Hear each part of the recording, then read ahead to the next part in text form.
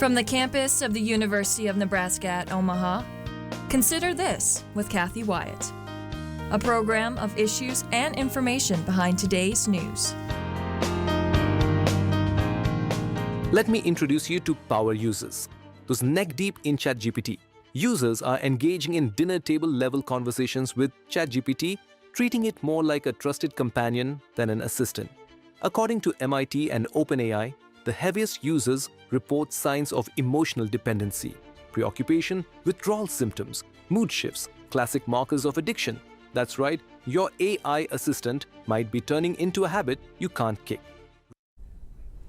Hi everyone, I'm Kathy Wyatt. Welcome to the 28th season and this week's edition of Consider This. Our topic, chatbots.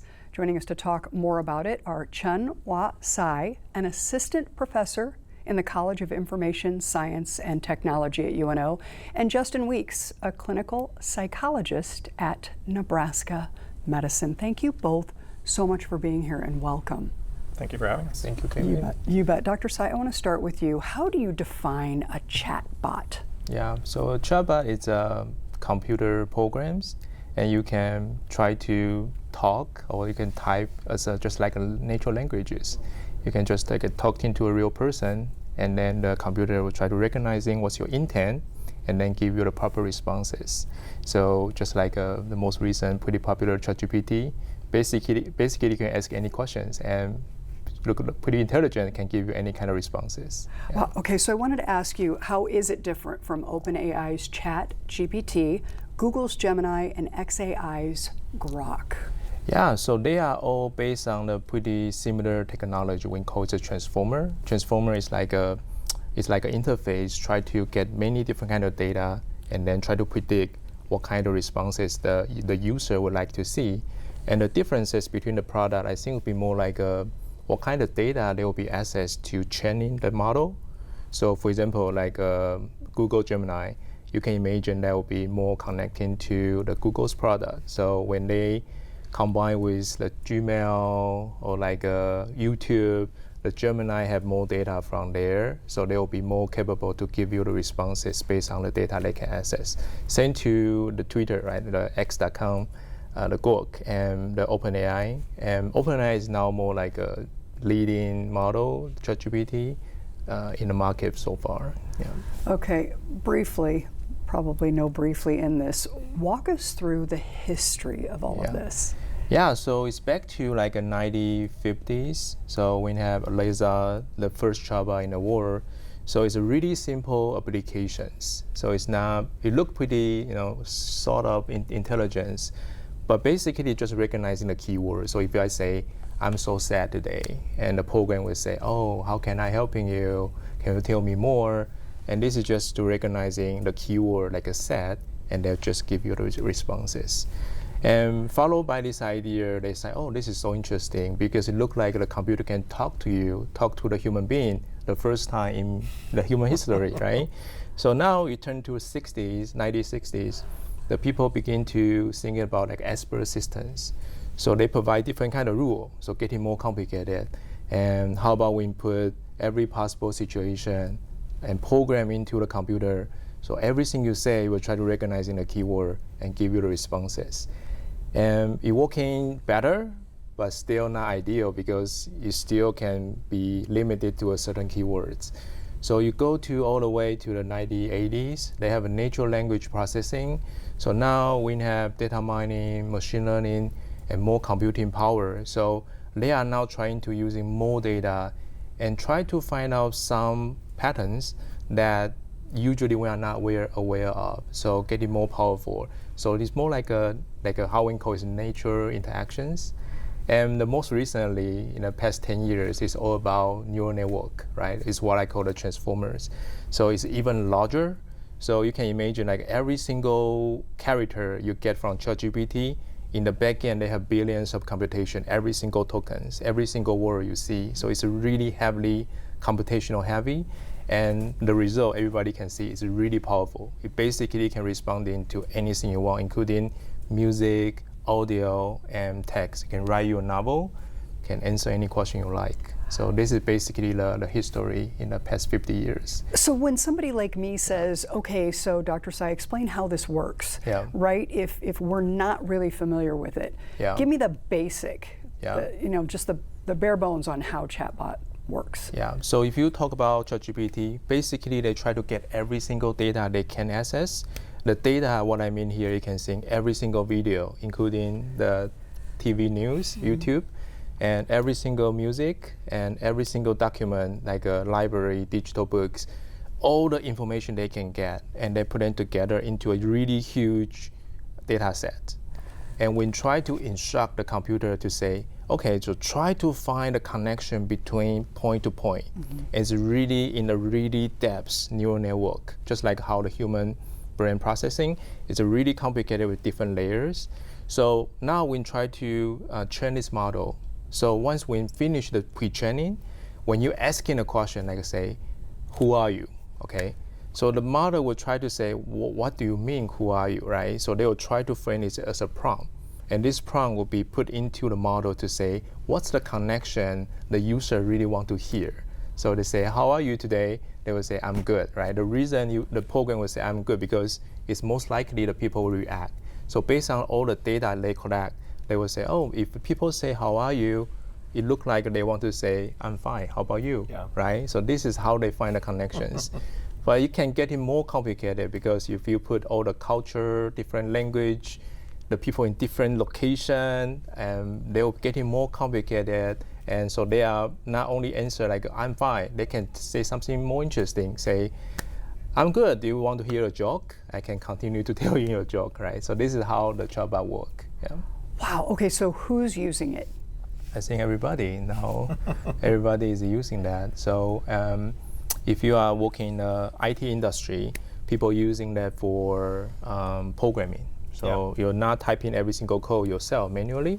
Now people try to provide instructions, say, I need to write a game, okay? And what a game should be look like. You're describing the need, and the program will try to give you the source code that you need, and you can try to run the code. And the people working on music, right? So music industry, they're using that to compose, right? And people in my class, the student using that to finish the assignments, right? And so this is, I think many different kind of user they are using. They are, for ChatGPT, there are 100 million of user more daily active every single day. So it's really popular. Okay, and benefits, obviously. We're going to put up a graphic for our viewers. And as we're doing that, tell us what you believe to be the benefits of this. Yeah. So what I feel is the chatbot can be, always there. So the good thing for chatbot is that you can talk just like you're talking to a real person. And from many empirical study, when you find out that people like it, they have a better user experiences. And also people enjoying these kind of interactions. And when you find a benefit would be, it's more like a knowledge database. It's always there, can try to helping you to finish your job, answer any question you might have. And it's more in a more natural way. Not like a Google, you need to provide a right keyword, right? Now the model can try to guess what you really want to know and then give you the responses. I find it's pretty useful. Okay. On the flip side of that, though, and we have a video we're going to show our viewers, there can also be some incredibly sad consequences that come with this. Let's take a look. In at least one case, there are allegations that messages from a chatbot may have led to a teenager's death. These are those messages. Please come home to me as soon as possible, my love. And then, what if I told you I could come home right now? And then the AI responds, please do, my sweet king. That was the last conversation 14-year-old Soul Setzer had with an AI chatbot minutes before dying by suicide back in February. His entire family was home at the time. Dr. Sai, what happened here? Yeah, so I think we need to know the chatbot, the computer program, they have when we design that, there's an intention to say something the user want to hear, because this is how we judge the usable system, right? So if the system, you provide a questions and then they don't answer that, and we think it's not usable, so it's not efficient, right? There's no use. So for this incident, I feel the chatbot would try to be instruct to telling you what you want to hear. So that could be a little bit risky because now the model is really capable to talk on behalf a professional or can on behave your friend, your family members, and they can talk into you really like a real person. So if a user not realize it's actually just a program and you put too much emotion or like a trust into all these conversations, I think that can be risky. If you are in a really vulnerable situation, I think you should really be careful. And in the good side would be, I think everybody, if you are using that, you should have more like a what we call computing or AI literacy. Yeah. So you need to know what exactly the system working. You don't need to know every single detail, but have a fair expectation, I think, will be important. Or, yeah. Is this a fairly common scenario that we just saw there in terms of just that interaction? I see more teenagers. I see more research. They are begin to discuss like a teenager. They begin to talking to the chatbot compared to their parents or friends because the social pressure or every other things. So I do see people using that much more beyond just information seeking, finish assignment. They do it for many different things. Yeah. If the family were to file a lawsuit in that particular instance, I mean, could AI be at fault? I don't know. AI is not a human, right? So we hold person accountable. This is actually a active research questions in the field. If every stakeholder in that application, so if I'm an engineer, design such a program, I provide data, I'm the company, everybody hold a good intent, but in the end leading to something tragedy, who should be accountable? I think this is still debating. When I attend a workshop, we spend like a whole day just talking about what's the definition for accountability here if everybody using AI, robot, machine to do some decisions, or even when allow the machine to make decision for us, then who should be accountable? I think we need more discussion to find out this situation. So, okay, yeah. At this point I want to discuss a little bit more the psychology behind all of this, and thank you for really setting the stage for us with what these are. And now if we could kind of change gears and go into the psychology. Dr. Weeks, I guess I'm just curious, even without asking a question, just your thoughts as you're listening to Dr. Tsai talk here. Yeah, it's all very consistent with my own knowledge of AI and chatbots. I attended a conference a few months ago, and they're exploring the applications of it for mental health providers to use it to inform their treatment of patients. And they're also exploring lots of options for chatbots and AI agents that are essentially like designed to act the way a therapist might. So it's a really interesting concept. I can't even imagine the discussion that would ensue among the professionals at a conference like that. I mean, This is a pretty big deal. This is a big change. So your thoughts as we really talk about this from a human, angle that someone would maybe be so into it that Right. they actually believe that's a human.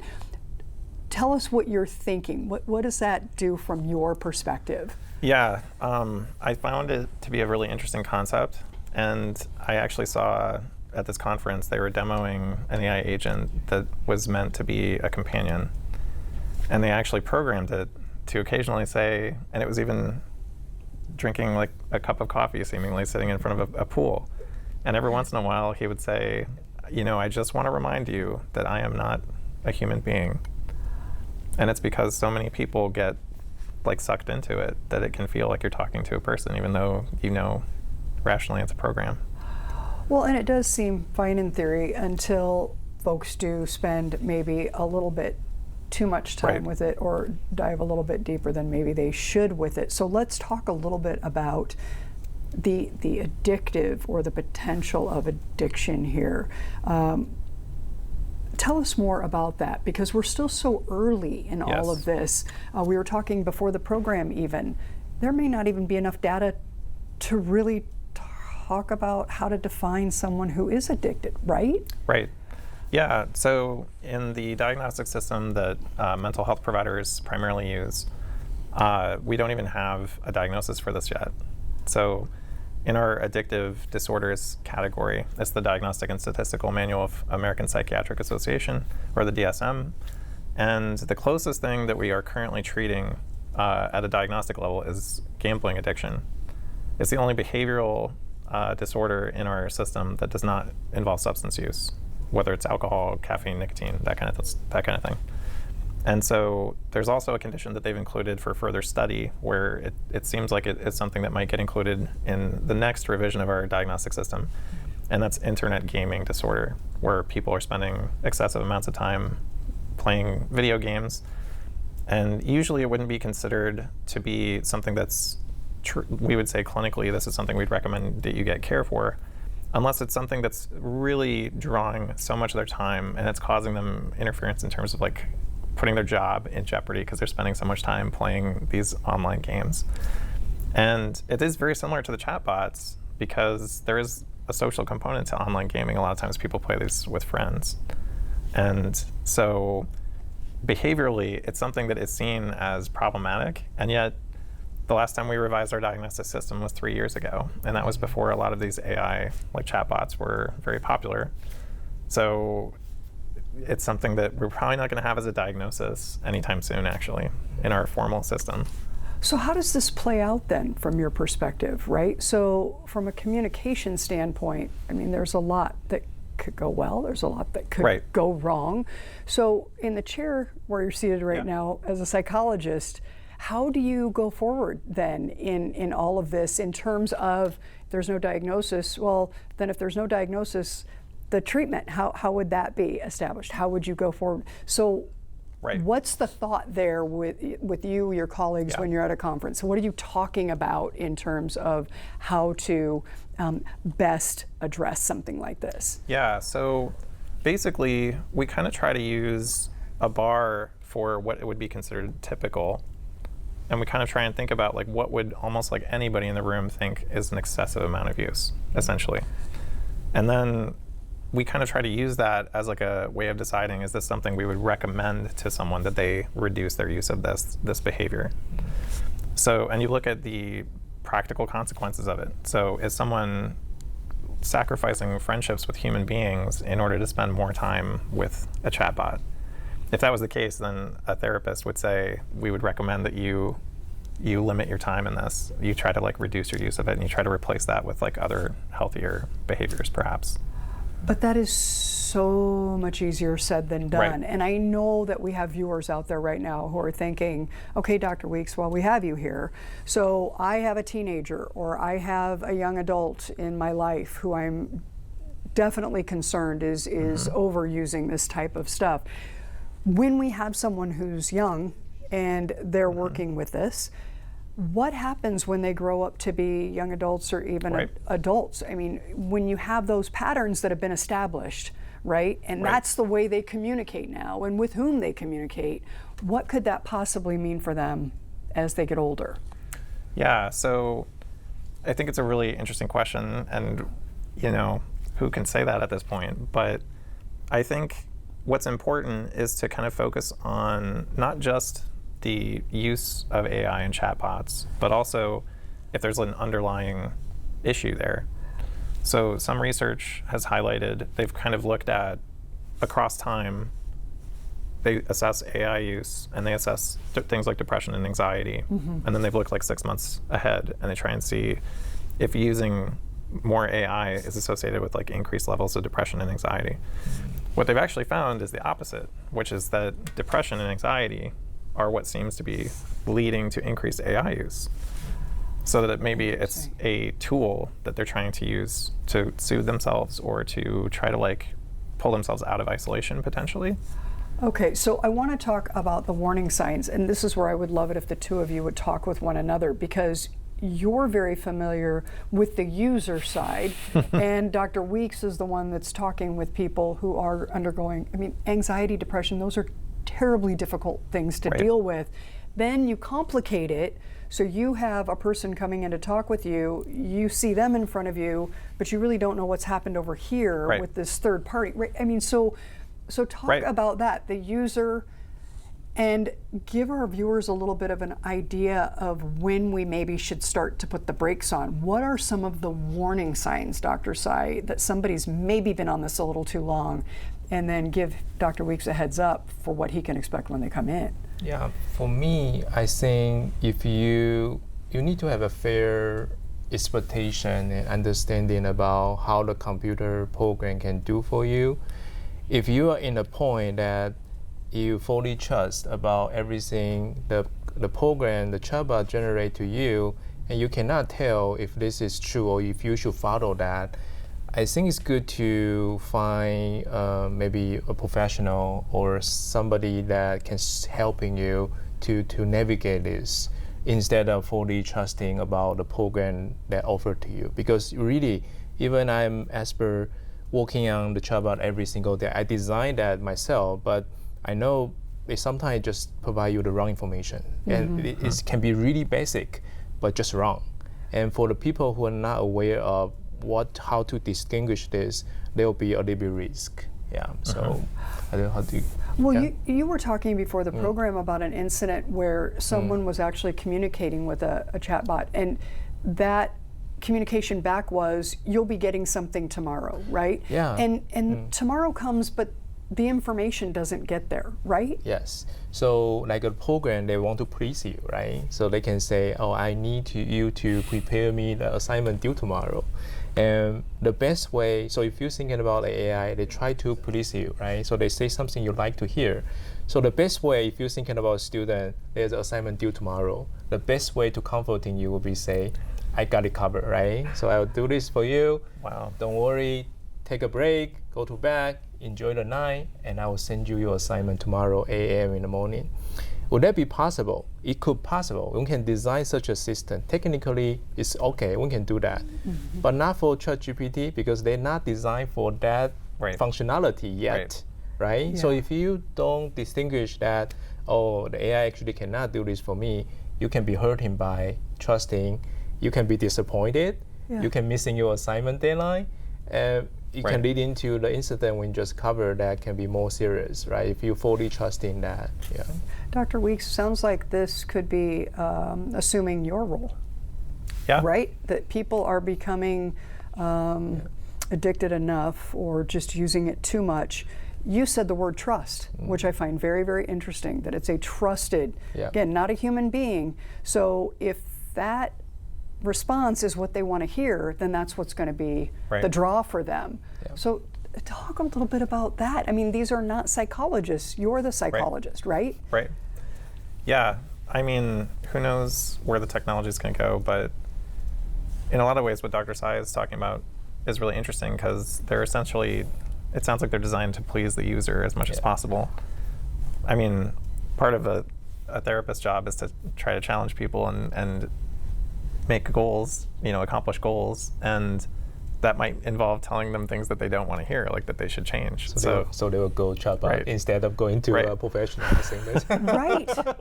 I mean, totally That's serious kind of about that. And their friends, maybe, very scary. who knows? And it's not scary. just psychology, it's other professions as well that they could, again, if they're thinking that they're actually talking with a human being, and you used the word trust, which is the basis for what we want to believe are all good relationships, right? So let's just take the final minutes that we have in the program and talk with people about maybe some of the warning signs. So, because everybody's on technology now.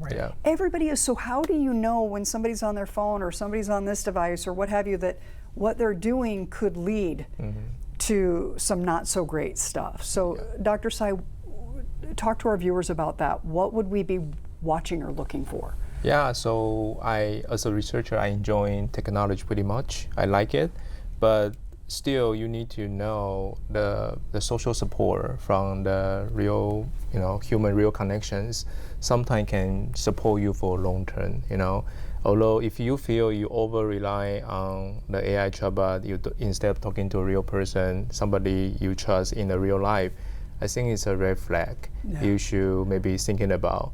And the other side would be study some of the computing knowledge to have a fair expectations, to know this is just a program. So we can using it to do something good, helping you, but not to be hurting by the new technologies. That's great. Dr. Weeks, I think this would be a great time in the program to go back to the benefits of just real human interaction. We have about 2 minutes remaining. Take us back to the fundamentals here and just this kind of conversation, right? Re-emphasize that for us a little bit. We know social support is really key to mental health. And so often the more one feels socially supported, the more, and that can be having a lot of support from a select few or having a lot of support from a lot of people, the healthier we are. We actually see that medically and psychiatrically. So I'm very concerned if this began to be overutilized in place of that. And I think it would be important to try to encourage folks to have limits to how much they use it. I don't know whether that would break down more to amount of time using it, or if it would break down to the number of interactions going back and forth. But I think that's really key in order to make sure that we are focusing on human connections. Okay. Dr. Tsai, final thoughts, where are we going with all this? I think the model will keep evolving and you're getting more and more powerful. If you're thinking about now it's just by interface, you can talking by the audio, by text, but thinking about this become a real robotics and surrounding the environment. I think this kind of trend will continue. So there's more things we should prepare and most study on this. Okay, talking with Dr. Tsai and Dr. Weeks about chatbots today. Folks wanting more information can check out these websites. There is unomaha.edu, that number 402-554-2380, or unmc.edu, that number 402-559-4000. Gentlemen, I want to thank you so much for being here and for sharing your time and expertise. Thanks for everything you're doing in the community for us. Best wishes moving forward, especially to you, Dr. Tsai. What a complicated field. I want to thank our students who are working so hard behind the scenes, and of course, to all of you for watching. We will see you next week.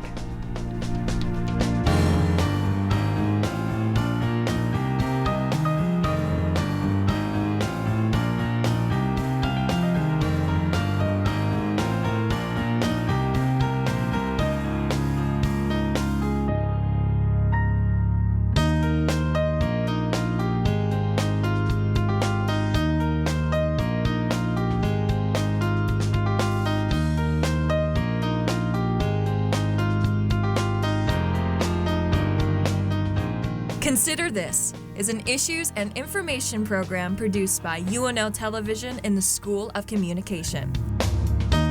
More information and program archives can be found at nebraskapublicmedia.org/considerthis. If you'd like to share your comments about this program, call the UNO School of Communication at 402-554-2600 during regular business hours, or send an email to cwyatt@unomaha.edu.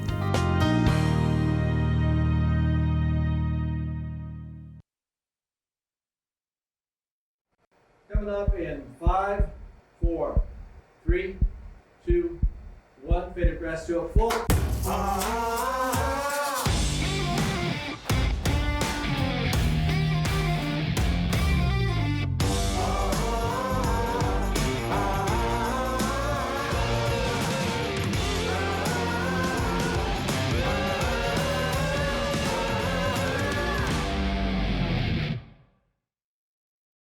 You are a maverick.